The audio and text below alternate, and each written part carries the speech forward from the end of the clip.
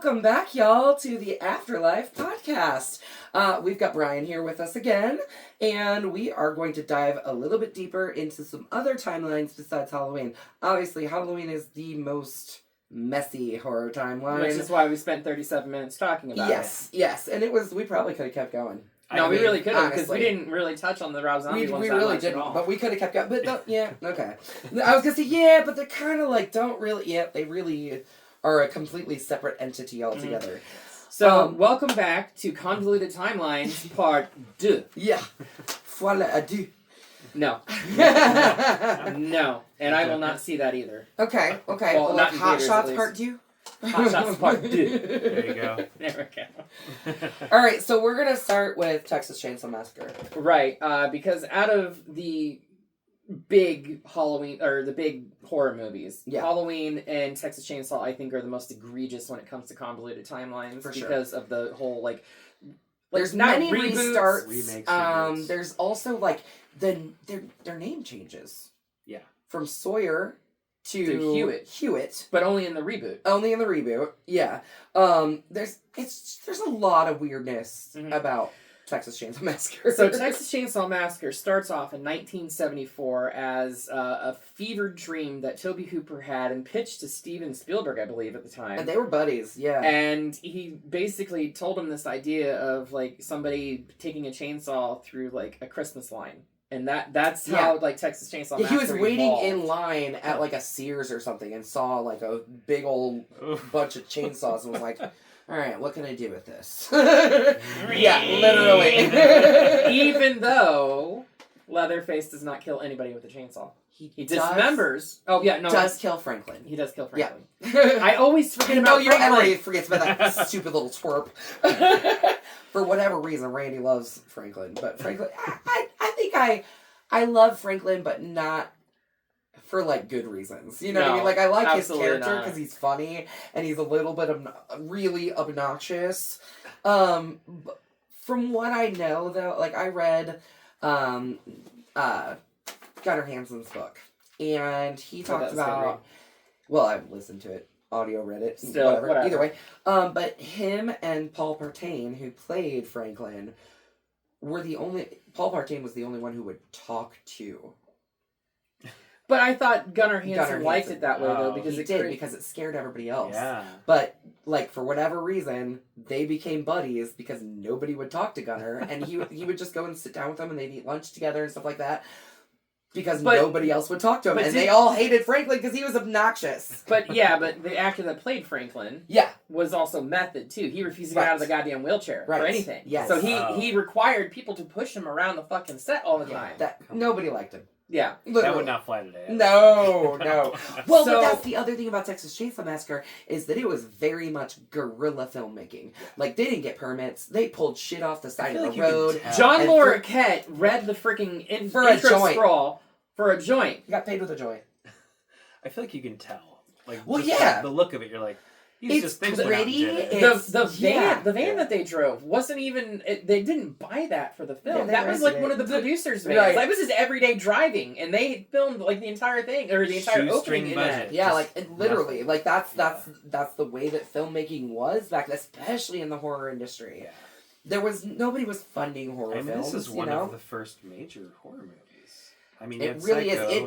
It did big. Yeah, but at the time when the original Texas Chainsaw Massacre came out, and mind you, when you have a start of a franchise, nobody knows it's going to be a franchise. Nobody knows that these films are going to be successful. Nope. And it took them 8 years to create a sequel. And that sequel is so bizarrely opposite of the original. It is off the wall, but in the best way possible, because we get some of the most colorful fucking characters in the whole franchise. You can't get any better than Chop Top. Chop Top's my favorite. Lick my plate, you dog dick. Oh my god, I love it so much. I love Bill Moseley. Me too. Brian actually just watched that for the first time very recently, right? I was shocked at how different it was than the original. Seriously. And mind you, there's really only one actor that comes back from the first one into this one. Yeah. The cook. Yeah. He's the only actor that comes back. I mean, technically, the corpse that Leatherface has is supposed to be Nubbins. Nubbins, yeah. It's supposed to be the hitchhiker from the original, and they just carried this corpse around with him. That. Yeah, but Chop Top is Nubbins' brother. Yeah, which was not present in one. No. But that's also okay. So the family is what makes this timeline so messy. Was his dad? Very strange. Was their grandpa in the first one? Yes. Okay. Yes. Grandpa's in the first and the second one. Okay. Yeah. Okay. Played by 2 different actors as well. Mm-hmm. But then and mind you, the guy playing the grandpa in the first one was what, 15 years old, 18 years old. Yeah, he was super young. Yeah, and they had heavy prosthetics on him. Yeah, very very heavy. To be that much later. Yes. Yeah. Wow. Yes. Yeah. Do you think that the original one was going to be called Texas Chainsaw Massacre when he only killed the one person with a chainsaw? And do you think that there was different names? So based off the original story that we know of how Tobe Hooper came up with the whole concept of it, I think that he was always intending to call it that. Well, originally it had a completely different name. Really? What was it? There is a scene when the hitchhiker is in the car with them, and they're talking about the slaughterhouse, excuse me, kind of cut out there. And he asks them, you guys ever had head cheese? The name of this movie, the original, was supposed to be called Head Cheese. No. Get the fuck out. Yep. That's what Tobe Hooper wanted to call it, Head Cheese. I mean, I like head cheese. Do you? I do. Randy, my boyfriend, worked in the deli at Schnucks for a long time. I can't tell you how many times that man tried to get me to try head cheese. And I'm just like, nope, I'm good. Back in August when we showed Texas Chainsaw Massacre at Jenny's house for... Randy wanted to bring head cheese to the house and make everybody try it. Absolutely fucking not. Brian would eat it. I've eaten goat cheese, but I'm not eating goat cheese. That's good. That's totally different. It's like a slimy lunch meat, non-ground up bologna, basically. Yeah. It's just chunky bologna. Yeah. I'm good. And but anyway, like I said, we get this cast of colorful characters. We get this sheriff or whatever that's trying to take down the Sawyer family, played by the incomparable chainsaw fight, you guys. Yes. Well, no, him in the store with the chainsaws. Yeah, so weird. I didn't understand. And Dennis Hooper played him. Yes. Hopper. Yeah. Yes. I didn't understand that. Like, was he trying to find the one that he was using? Yeah, I think he was trying to figure out which one was better. Right, yeah. Okay. Which one was going to be the best one. I thought he was trying to find a murder weapon and figure out which one. No, I think he was trying to figure out which one was going to be the best for cutting down the tunnels. Yeah, which is essentially what he did with it. Yeah. Mm-hmm. And then of course, obviously, like we said, Bill Moseley, which I find hilarious how he got cast in this. Yes. So he was part of an independent small production called the Texas Chainsaw Massacre. Manicure. Yes. And this is he made reference to Nubbins. He was basically playing a character. He was trying to be basically being Nubbins. And his girlfriend came out of the manicure place after being terrorized by tantamount to the Leatherface. Yes. Right? But it was like a fever dream that she had. Yeah. And she climbs in the truck and he's like, "Oh, that's great, honey. You want to try some head cheese?" Again with the head cheese, you guys. The head cheese. But that little skit, that little 6-minute skit is what led to Bill Moseley being cast as Tobe Hooper saw it. Wow. Yeah. Yep. Wow. So it's incredible how people get their stars or breaks, I guess, or whatever. Because I think Bill Moseley had done some acting prior to that, but nothing. Yeah, but nothing real big. Yeah, this was his big too. He was just chewing up everything. Everything. Every scene that he was in. Yeah, right. Well, except for Army of Darkness. But that's true, but nobody even really knew he was in Army of Darkness. No, he was so covered in prosthetics. Right. But yeah, so then we move on from 2, which is bonkers and so different from the first. The Saw is family! Yep. Into 3, where it literally says the Saw is family on his chainsaw now. Have you ever seen the original teaser trailer for that? I don't know. Oh my god. It is so fucking stupid. It plays off the Excalibur legend. There's a lady in the lake that presents to Leatherface with a chrome-plated chainsaw that says the Saw's family on it as watery Excalibur. Throwing swords, chainsaws into lakes. Yeah. that's the initial teaser trailer for. And mind you, it's not called for Texas Leatherface. Yeah. Okay. the third film in this series is called Leatherface, the Texas Chainsaw Massacre 3. Yeah. So they changed the title at this point. Yes. They do include that part, though. They do include Texas Chainsaw Massacre 3 as a subtitle to it, but the title of the film is Leatherface. Yeah. Can I say one thing about 2 is that I was surprised with how Leatherface was almost a good guy in 2. Yeah. So which didn't make sense to me. Actually, I think Leatherface is a good guy. Leatherface is I just think abused Leatherface by is his a good guy who has misunderstood. He's misunderstood. He has been abused by his family and forced into this situation. And you can tell, even in the first movie, there's a scene, I talk about this scene all the time. Mm-hmm. There's a scene right after he has killed, right after he hung the girl onto the hook, where he's literally shaking, freaking out. Like, why is this happening? Mm-hmm. Like, why do I have to keep doing this? Why do these people keep coming in my goddamn house? You know what I mean? But, like, I think Leatherface is a sympathetic character, and I feel for him. At that point, I felt for him. Yes. I actually... He becomes villainous later. You know? They turn him into a slasher by 3 and 4.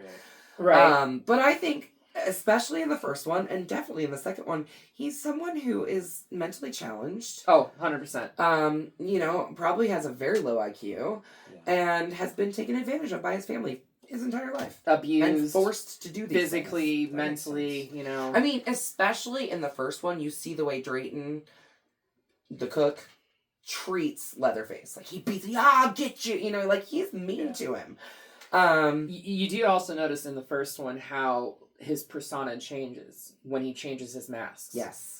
So he has a killing mask, he has a dinner mask. Right. Yeah. And his dinner mask is a very feminine mask. It's got makeup on it. And when Drayton, the cook, is degrading him, he's whimpering like a woman would, as opposed to being that large, overbearing, dominant presence that he was earlier. But I think he uses that as a way to cope with his situation. Yeah, 100%. I think that those masks are his, like, I wouldn't necessarily say multiple personalities, but... And really, he only has multiple masks in the first one. Mm-hmm. After that, he's only in one mask. No, 4 has multiple masks. Oh, that's right. They never call him Leatherface in the first one. No, they do not. It's only in the credits, I think, right? Yeah, no, I guess he doesn't... I was going to say, does Drayton like call him that? But I don't think they call him that. Leatherface, Leatherface, yeah. Leatherface. Like, well, because by then, stories. everybody has called him Everyone that for knows, 8 years, or how long was it? 8. 12 years. Yeah. 74, oh, yeah, no, it is 12. Yeah, so 12 years. Sorry, I can't math. So then... A short period 3, of time. You're definitely called Leatherface. It's in the title. Yeah, it's literally in the title. Yeah. And then, my gosh, do we get to the messiness that is 4? I know you haven't seen 4 yet. Oh my god. 4 introduced, and it was Renee Zellweger's first big movie. So it was not just Renee Zellweger's first big movie, it was Matthew McConaughey's first big movie as well. It introduced both of those characters. And you want to talk about eating up scenery. Matthew McConaughey. Matthew McConaughey like crazy in that movie. Matthew McConaughey went in an audition for like one of the victims. Okay. Initially. Yeah.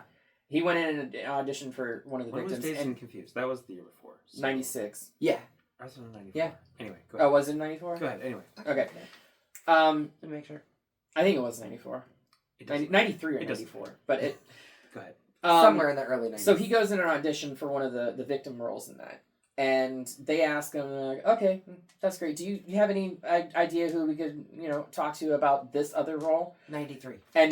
And he mentioned a couple names, and he leaves, and he gets in his car, he starts to drive away, and he's like, what the fuck am I doing? He goes back in, and he's like, look, let me audition for that role. Fucking nailed it, and he got cast as, like, the head of the family for that one. Yeah. Wow. Because it's 4 where the Illuminati come in, right? Yes, where they try to bring in the Illuminati. Basically, in 4, yeah, you do. Basically, in 4, Renee Zellweger, Matthew McConaughey, Illuminati controlling the Sawyer family. Yes. Wow. Yes. Or Leatherface. It was so good that they said, "No, we gotta start a remake." Yeah. Well, and that was it for a long time. I mean, from 95 to 2006. Yeah. Or 2003. 2003. Yeah. So 95 was a hell of a year for, and mind you, they also had Leatherface dress and drag for that too. Yes. Oh, really? Yes. Like he's actually wearing a dress. Look at the cover. Yeah, that's him. Okay. All right. Interesting. Yeah, so things get real weird with Leatherface. Bonkers! But then they take a break, and somebody comes along and says, let's do it again. So they remake the first one. Jerry Bruckheimer. Jerry Okay. Bruckheimer was responsible for the production company Platinum Dunes. Platinum Dunes did almost every single mass-marketed remakes in the early 2000s. Right, so they did the Texas Chainsaw, Friday the 13th, Nightmare on Elm Street. I think they might have had a hand in on Halloween, but I'm not quite sure on that one. But it definitely started with Texas Chainsaw Massacre. Yeah, and I remember specifically, it came out, I had... You were in Texas when it came out. I had a boy who I was so in love with at, 19 years old, young and dumb. But I went to visit him and made him wait till I got to Texas so that we could go and see it together. Because it came out the night before. He waited until the next day. And this one actually takes place, they mention El Paso as the last city before they run into the family. And we were in El Paso. So, I saw it in El Paso. I was so disappointed, though, because it was so different from the original, and I love the original. Until she was disappointed with it until she talked to me. And she made me rewatch it.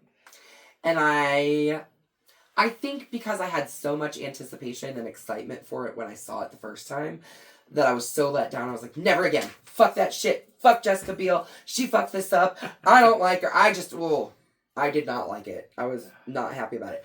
But when I watched it again as, taking it out of this original timeline, those original 4, which are pretty fucking bonkers anyways, the way that they go back and forth. But, just looking at it as a whole new movie, trying to take all of the original 4 completely out and starting from scratch, and it's actually really freaking good. And then after that, they did a prequel to it. So, but it's good too. One of the best things about that timeline of the Texas Chainsaw Massacre franchise is R. Lee Emmerick. Yeah. He plays Ermey. Yeah. Yeah. R. Lee Emmerick. Yeah. That's it. That's the one. We don't have notes in front of us. It's okay. Anyway, he plays basically the head of the family in the... Kind of the cook role. Right. In a way, but he's not even a sheriff. No, because we find out in the beginning that he wasn't. Yeah. He killed a sheriff and stole all his shit. Took all of his shit. And now he pretends to be sheriff and goes people over. That's cool. Yeah. And that's how they get the meat for the family. Yeah. No, I think even the prequel that they did, what is it, 3 years later, the beginning, was pretty dang good. And I think it's because R. Lee Ermey carries the whole fucking show. It would have been interesting to see what Texas Chainsaw Massacre would have been had Brett Wagner not had to leave. Yes. So Brett Wagner was the original man cast as Leatherface in the 2003 remake, and he suffered an accident on set that forced him to step out of the role, and they brought in another actor, Andrew something. Yeah, I don't remember. That up you. But Brett Wagner to this day will do cons dressed as Leatherface. Oh wow! We were actually set to meet him at Midwest Monster Fest, fully dressed as the Leatherface from the 2003 remake. But Midwest Monster Fest got canceled. Yeah. So then they did another prequel. So basically, what had happened after those films is we got what was supposed to be a direct sequel to the original 1974 film called Texas Chainsaw 3D or Texas Chainsaw period. It's just called Texas Chainsaw, not in 2013. Yeah. It is supposed it's to be present a direct day sequel to definitely present day 2013. Okay. It's present day. A girl finds out that she's inherited this house. And she takes a group of her friends down there with her. But the house comes with Leatherface. Yes. And apparently Leatherface is her fucking cousin. Yeah. Yeah. Yeah. And so she's in the family. She never knew it. She was adopted as a baby. But Leatherface doesn't know that she's part of his family. And he starts killing all of her friends and various other people that just come involved or whatever. At the very end, though... She tosses the chainsaw to Leatherface and says, "Do your thing, cuz." Wow. But out of every single one of these, and it's a 3D shot too. She know. throws the chainsaw. Oh, Do yeah, your of thing, course it cuz it's so silly, but I love it. I have that in 3D, and I have a Do 3D, you? And I have a 3D projector in my house. Yes. So if you ever come, That's you can rad. watch it in 3D.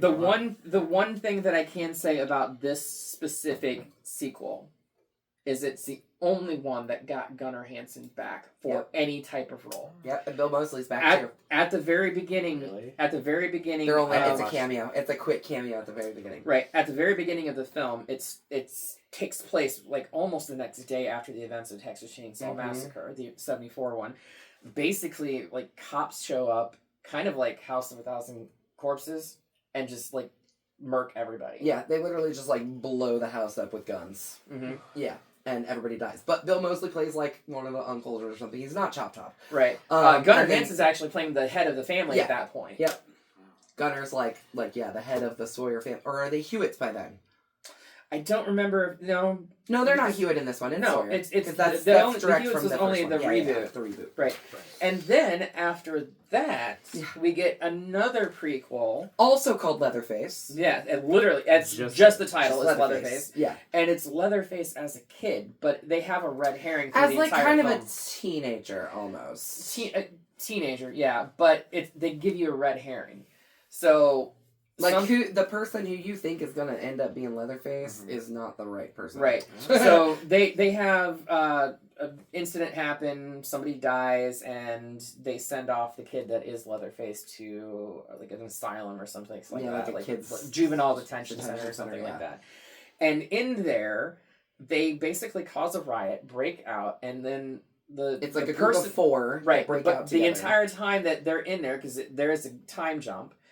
You think the person that is Leatherface is this bigger kid. Quiet kid. They're like teenagers, right? Right. But he's like a big kid with like longish hair, and he's like real quiet and acts a little strange and different. But then the other kid is very charismatic, very like sweet and likable and whatever, and he ends up being Leatherface, which for me, that's fucked up. That's not Leatherface. It is fucked up, but when you see how he becomes Leatherface, he gets his face. He literally gets his face blown off, loses the ability for coherent speech and everything like that. Kind of fucks his head up and everything. And that's when he started making the mask to cover up his ugliness underneath. Yeah, I still don't believe that shit. Sorry. That ain't my Leatherface. And then we have yet another timeline that we don't have on our sheet here because this was made before. We got another direct sequel from the original. Right. On Netflix. Did you get to watch that one? Yes. Just called Texas Chainsaw Massacre. Yeah, it's not the Texas Chainsaw Massacre, it's Texas Chainsaw Massacre. It takes place, it's basically, it's a bunch of like Gen Z kids who like show, or maybe they're millennials. I don't know. They're on the cusp. They're somewhere, but they're like, right. So, but they like come to gentrify this town. They buy this whole town, right? And one of the locations used to be a orphanage, and the only person left from the orphanage is Leatherface and his mama, or the woman who raised him, basically, in the orphanage. She dies. He flips out and murks everybody. Yeah. The only cool thing about this is there's a scene where it's like a party bus. And there's a whole bunch of Gen Zers or whatever on there. Yeah, kids partying on this big party bus, lights and drugs and alcohol and all this stuff. Right? And Leatherface is on the bus, and he's like covered in blood from killing somebody outside of the bus or whatever. Somebody pulls out their phone and is like, "You're so canceled, bro. Try anything and you're canceled, bro." I think that's what he says. Yeah. And he just fucking goes to town and kills everybody. Literally just kills everybody in the entire bus. Does he cut his phone in half when he's... Oh, that would have been hilarious. Cool. And apparently... We're going to get another one. There's talks of another one. It's in the works. From what we know, it sounds like it's going to be potentially a sequel to the 2022. But basically... Do you see the look on my face, you guys? People that are listening, you can't see this look, but God! So, the 2022 film ended with basically Leatherface going back home. going to the original house, and it's not the same house, obviously, because the house from the original is turned into a bed and breakfast. Yeah. They moved it, though. Yeah, they did. Picked it up off its foundation and moved it. Yeah, but it's a bed and breakfast now. Yeah. But he will stay there. As you do. Yeah, as you do. But he goes home, and apparently, from what I've read online, is that this new sequel is going to be like a gated community is expanding its borders, and it's encroaching on the Sawyer family farm or whatever, and that's what triggers Leatherface to go on a killing spree in this gated community. So help me God, I hope they don't make it, but I think I did also read that I kind of think it would be really fun to see him just killing a bunch of Karens. Well, I think also in the same article Did you just say Fede Alvarez? I think Fede Alvarez is attached to either he was attached to 22, but then that didn't work out so well either. They ended up replacing him with somebody else. He did a lot of the producing stuff. I'm not really sure what happened. I think if he directed it, though, it would have been better. Yeah. I mean, Fede Alvarez is pretty great. I mean, like him. You know, I like what he did with Evil Dead 2013. Yeah, Alien Romulus was very good for sure. I love 2013. Yep, it's a good. I mean, I love all the movies. Yes. Evil Dead's not convoluted. No, it all follows. Yes, and if you believe what Lee Cronin put down for the mythos that he was trying to create for Evil Dead, it is one cohesive timeline. Yeah, because, and we're just going to touch on this briefly. He went to Sam Raimi when he took over the reins for directing and writing and everything and said, look, you had one. Fede Alvarez had one. I want to take the third Necronomicon. So they're playing off that mythos that there was 3 Necronomicons from Army of Darkness. How you get these different storylines, but they're all connected. You know? So. All right. We got one more to talk about that is... This one that we've got sheets for, but then we also want to talk a little bit about Scream. Right. Scream's got some stuff too. So this one's not as convoluted, but it's funny. I mean, the entire series it's more comedy than it is horror. In fact, we've only covered the very first one in this series, Leprechaun. Did you know Leprechaun had like 9 films in it? Yeah, I didn't. I did not either. So 1993, Leprechaun comes out. We get Jennifer Aniston's debut. Yeah. You notice how there's a lot of big name stars that get their debut in horror films? Yeah, and then they swear it off forever. I mean, you gotta really most act. of them do. You gotta really act to be in those. But we also get the wonderfully, incredibly talented dwarf actor Warwick Davis. Yes. He is immensely talented. He is best known in the Star Wars universe, Harry Potter universe. He's fucking Willow, you guys. I'm still pissed that they removed Willow from Disney Plus. I know. Series. I never got a chance to finish it. So personally, I didn't like it that much, but I still think it's bad they removed it. Yeah, I haven't watched it, and now you can't. There's no way to watch it. Sure, I can find it. There are ways.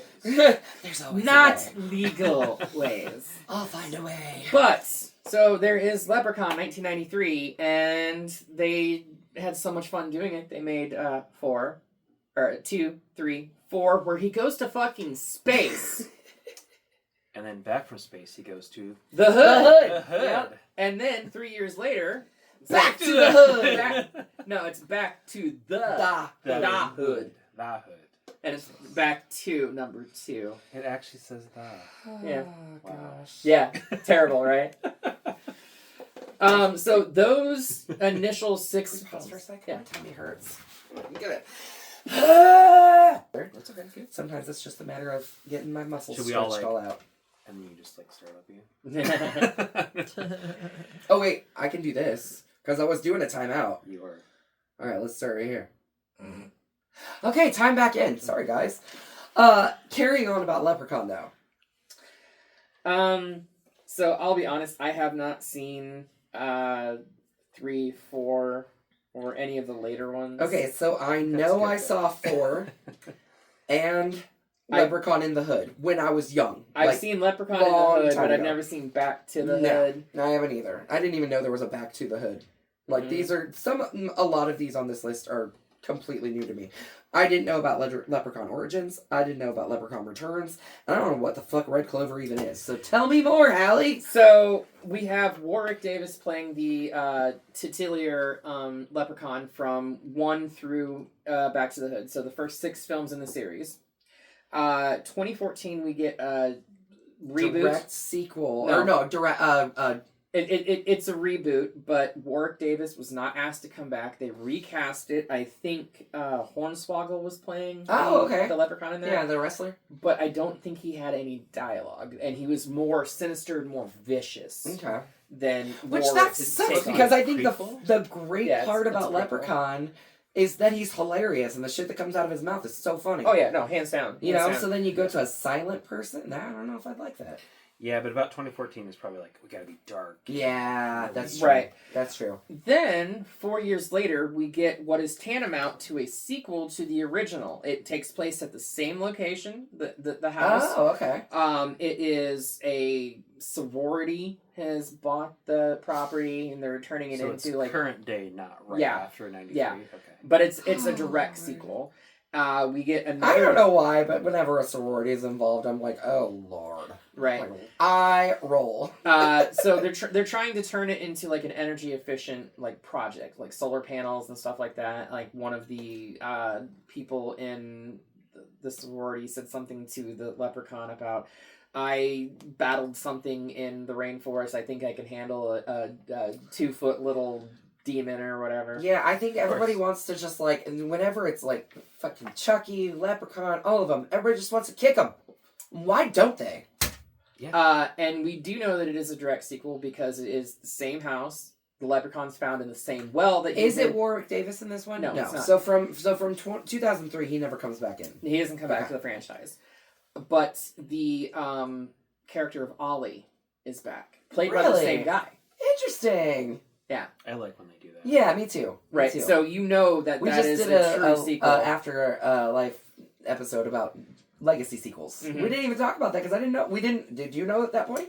I did. I forgot about it. Yeah. And that's the only one in the series that is technically a legacy sequel. Yeah. So, and then there is a another film that came out in 2012, not part of the timeline or even like a rebooted timeline or anything like that, but it is a Leprechaun movie called Red Clover. Stars Billy Zane. I was gonna say that looks a little familiar there. Yeah, it's Billy Zane. I'm not going to do this again, but I tried the last time we brought up Billy Zane. I was like, oh yeah, because he was in the first one. No, he was in the first Critters movie. He was. It was like one of his earliest roles. He was in the first Critters movie. Right. He was also Twin Peaks. Yeah, yeah, he was. But Billy Zane plays like a sheriff in a small town or whatever, and somebody releases a leprechaun, and bad things basically start happening.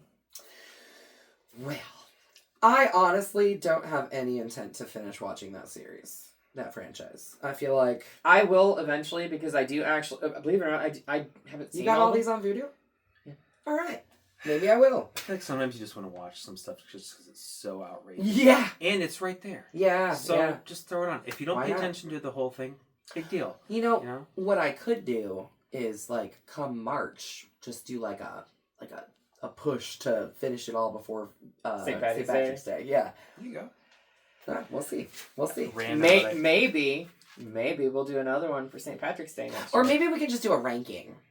That's always fun. I haven't seen them all to rank them. Well, you'll have to. Yeah. That's what I'm saying. We binge and then we rank. I just gotta say, whenever I hear the name Billy Zane, I think it's a walk-off. It's a walk-off from Zoolander. Nice.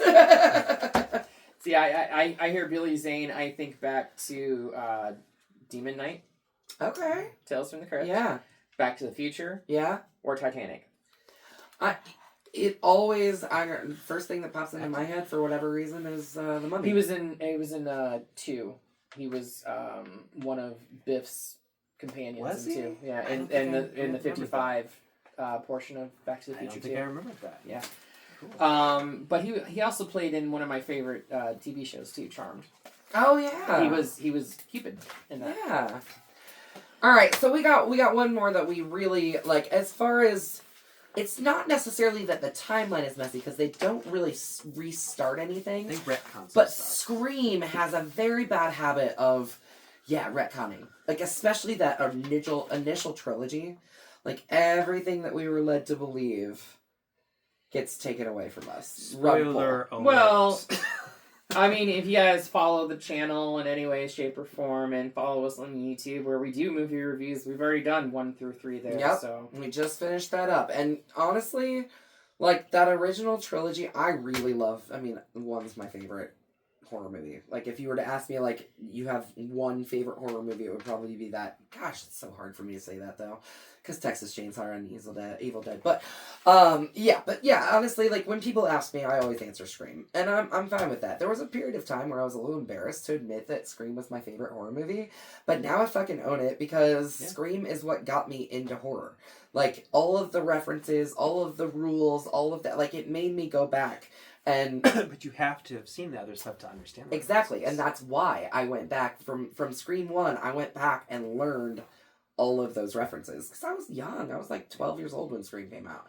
You know, maybe... I feel old now. No, I was 13. I was 13 when Scream came out. So come on, you're not that much older. I'm not that much older. Yeah. Like you're only a couple years 12 older. and like 16 or 13 or whatever. Yeah, but like the difference between like 13 and 15, like you were in high school already. I wasn't. Yeah, so, I mean, like for me, Scream, just the original especially, just like holds so much place in my heart. The second one is also really, really good. Really good. Really good. The third one has its merits. It's funnier than I remember it being. This last rewatch, it was a lot more like slapstick comedy than I remembered there being. Those bangs. You know what? So I read recently that it was David Arquette's idea for Courtney Cox to cut those bangs like that. Because he wanted her to look like Betty Page. Yeah. And they were married at the time. Yes, they were. They got married between 2 and 3. Yeah. But that makes, like, 3, the way that... Okay, so we're led to believe we've got Billy and Stu, and they're the original killers. And then... They give their reasons. And then we've got Nancy and Mickey from the second one, and they have their very valid reasons. Well, maybe not as much Mickey. Does. Yeah. She's Mickey's just along for the ride because he's a fucking psychopath. Same as Stu. Yeah, really. It was Billy's reasons. Well, Stu was just there to Stu help. was going to be the fall guy. Yeah, according to Roman Bridger. So both those track most. Yeah, and then you get to this third one, and Roman's like, "I'm your brother, and our mom rejected me. So instead of just going to you and being a normal human being, I decided I'm going to kill everyone." And I set up Stu. And set up Stu and Billy. And set up Nancy and Mickey. And as a result of Stu and Billy, Nancy came in. Yeah, he didn't have anything to do with Stu, really. No. But it was all him. He was the first domino in the, But then the funny thing is that Sydney's in 4 and 5, not in 6, but she's going to be in 7. They never mention him again. Ever. They do in 6. Roman. Oh, Roman. Yeah. You know? Sorry. Well, yeah, in 6 when they're showing all the relics and stuff from the previous killers. Well, because in 6 the killers are dropping 3 of them in 6 are dropping the masks from the evidence. Technically 5. Because the 2 guys from the cold open in 6 were technically ghost faces as well. Yeah. Okay. Sorry. But being a nerd. No, in 6 they actually. Sorry. Sorry. I'll just shut up. No, it's in 6 with all the different. Yeah, when they're in the theater or whatever, right? Yeah. Or no, with all the different masks and stuff in the 1, 2, 3. The ghost faces are dropping the masks from when they, and that's when they come to the conclusion that, oh, this mask belongs to this killer. This mask belongs because they use DNA evidence to prove it. Yeah. Did they dig up these people to get their DNA? Well, it's been a long time. I highly doubt there's a hairbrush with hair on it still. I imagine they had their DNA left from their blood wounds. Yeah, maybe. When they were trying to figure out who did it. In 1996, were they really saving DNA stuff? I guess maybe. If it's in a police evidence lockup, it would still be there. Was 1993. Right. True. Yeah. But yeah, so then Scream, they really, Sydney never mentions him again in 4. At all. And why should she? Because it was her brother. That she met that night. That started all of it. Everything. Yeah. But it's 4 sort of like a soft reboot. It is. So, it is. They kind of don't really talk too much about... It was the last one that Wes Craven was involved with. Yeah, before he passed away. I feel like he probably would have really liked to be involved with the newer ones. Yeah. I think that they probably It was wouldn't have his made baby. him if he was still alive. You think so? Because you think he wouldn't want to? Mm-hmm. Well, I mean, he initially said after the trilogy, there will never be a fourth Yeah, one. and he really wasn't much of a franchise person either. No, like, and that was the he only... did like what? That was the first only 3? franchise that he was... No, he did... Nightmare. Oh yeah, but he did Nightmare, but he didn't direct 2. He directed 3. He had and a 4. hand in on handed writing. it off. He had a hand in on writing 2, and then he wrote and directed New Nightmare. Yeah, and that was it. Which was so good. Yes. So prior to that, with that and the exception of Scream, he was not involved in franchises. He made one-offs. Yeah. So Yeah, that's I interesting. personally think that had he not died after 4 was made, that there would not be any more. But you know how Hollywood is; they just want to milk that teat and get every single penny that they can out of a franchise, whether the fans want it or not. Yeah. So 4 was her niece. Yeah. And that was just to like get social media. It was early yeah. in social media stuff, so right. it was actually kind of ahead of its time. Well, yeah, in no, a way. her niece wanted the popularity that Sydney had after being a survivor. Right. So she wanted to be a survivor orchestrated as well. the whole thing with the geeky film student. But also using live podcasting and she really exploited him. Yeah, for sure. For that purpose. For sure. To gain the internet fame that she felt she so rightly deserved. But again, this is where they're not really retconning, but they're using that, like, there's a reason for it. She wants the internet fame. Mm-hmm. By the time we get to 5, they're obsessed with the original killers. They're not looking for fame, but they want to recreate the movie and give new life to the franchise. I mean, you even know? 1, Stu wanted like they're gonna Yeah, get famous for it's like the millennium, killings. man. Yeah, it's the millennium. Nobody needs a reason. But, we don't need a reason. But they did. But the real reason was, his reason. But then Stu also just kind of wanted to be.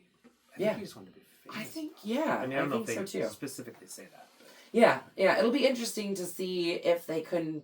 I would love to see Stu come back. We have talked about this on many occasions, and I think there's a few different ways that they can do that. And I think Matt would really like to come back. I mean, are CRTs really that deadly? They're pretty heavy. They are. I mean, Randy tried to lift one the other day, and I think he pulled his back out. But yeah, I think it maybe popped a breaker when it went off. Yeah, he didn't kill him. Yeah, I don't think it electrocuted him. There is a possibility that he could have survived it, and I think that in the fans' eyes, for the most part, he did survive that. Yeah, and I think if they truly want to make a film for the fans, they would bring back Stu. Bring him back. Yeah. All right. Well, is there any other ones that are funky and weird? I mean, Child's Play. Child's Play does have some kind of strange restarts because, I mean, Chucky keeps dying. Mm-hmm. Like the first one, he was completely obliterated. Mm-hmm. Then they bring him back, and then at the end of the second one, he gets melted into more dolls, right? Mm-hmm.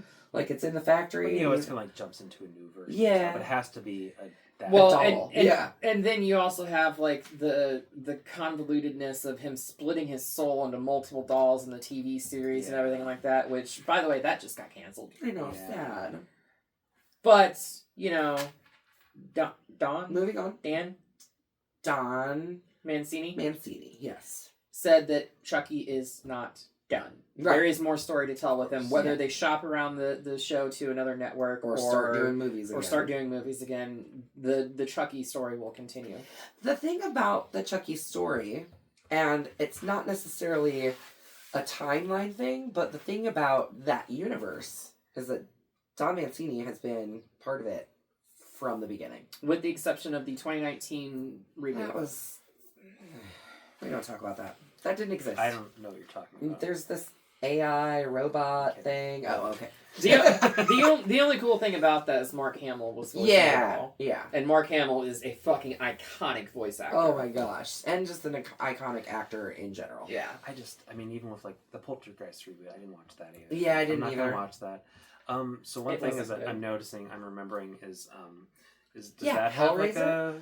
So Hellraiser, Because You're talking about I've seen them all. You're talking about the 2022 Hulu? No, just Hellraiser as a franchise in general. Is that timeline funky? Is it wonky at all? Not really. I haven't seen think... all the Hellraiser movies, but I think it's one continuous timeline, even with the new one that they did in 2022 on Hulu. It's all tied together by the box. Yes. Yeah, and so you can keep the timeline all one by just doing the box, because you can have different stories all along. They don't really have to tie together. Box, right? It's, but then when you get to the 22...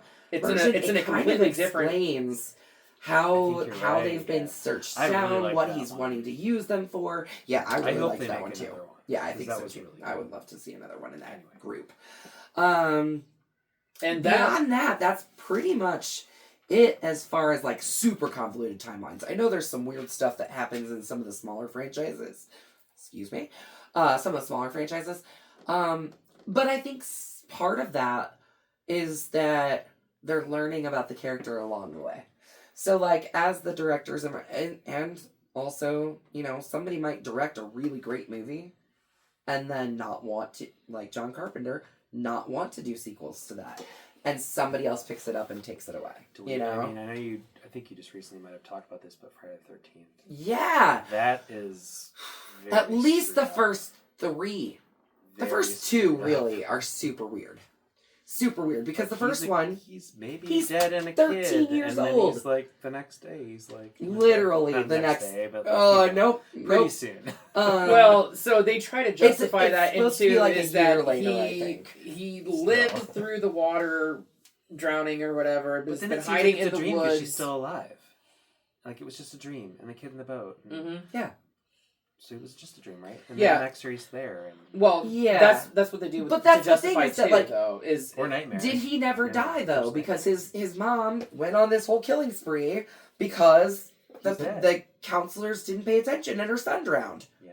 So unless he's hiding from his mom out in the woods, which he's a mama's boy and is in love with her, why would he do that? Yeah, it's just the first, especially going from part 1 to part 2, so ugly. So stupid. Suddenly you've got this big hulking man who's wearing a bag on his fucking head. I mean, it's a mess. Yeah, the only reason why they did that is, like I said, to milk that teat. Money. I mean, end of Nightmare, her mom gets sucked into the door and she gets on that bus that's a Freddy bus. Yeah. And then what? And then that didn't actually happen. it. It's not a bus. It's a car. It's the car. It's a I'm sorry, the car. Yeah, because the bus is in the second one. Yeah. But like, which kind of, that actually, so if you want to talk about timelines and at least rules, Freddy's got some weird rules. Because in the first one, he can only attack you in your sleep. Yeah. And then in the second one, suddenly he's able to possess Jesse, and like, also that pool scene where he attacks everyone. Just there at the party. So, I recently, like, here I am! I recently had this realization about 2, right? What if not, like, everybody was asleep, but Jesse was asleep? And having that dream. And having the nightmare of being at the pool party, and then Freddy was able to attack everybody. That's about the only thing that makes That's the only thing that can make it somewhat make sense. Right. Please. They can't. They really fucking can't.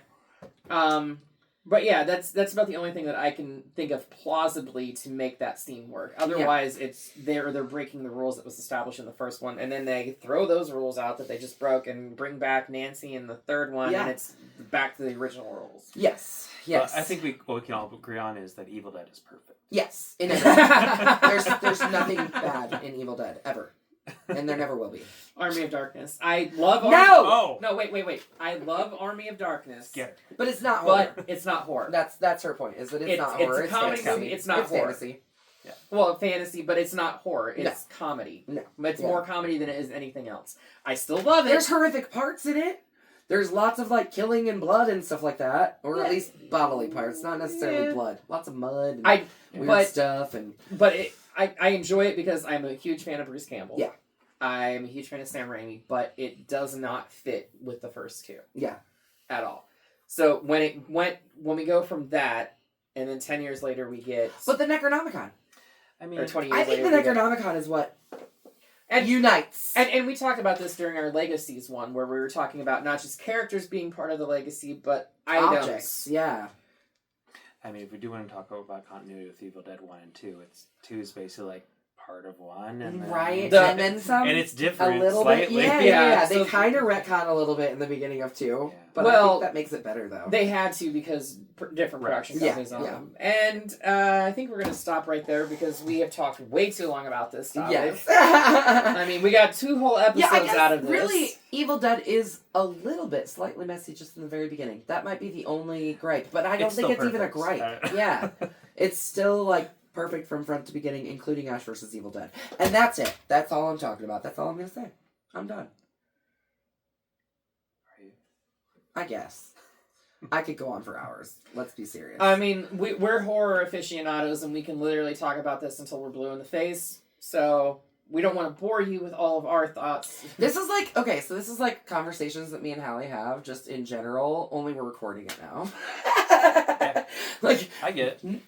We like it, though. I love it this way. I am so glad you came for 2 episodes, a 2-parter. Yeah. Yes. Thank you for being on. I know you're a longtime fan of the channel and everything. Watched that from the beginning. Yeah. So yeah, we're gonna cut it here and be sure to come back in 2 weeks. When roughly, who knows? Roughly, we haven't decided what our next topic. Well, will be. I mean, we've got ideas, lots of them. Well, I also have a lot going on during the month of October. Yes. This month is very busy, which actually this kind of works out because you just got an extra episode in. Yeah, a little bit. So, make sure you guys listen in the next time.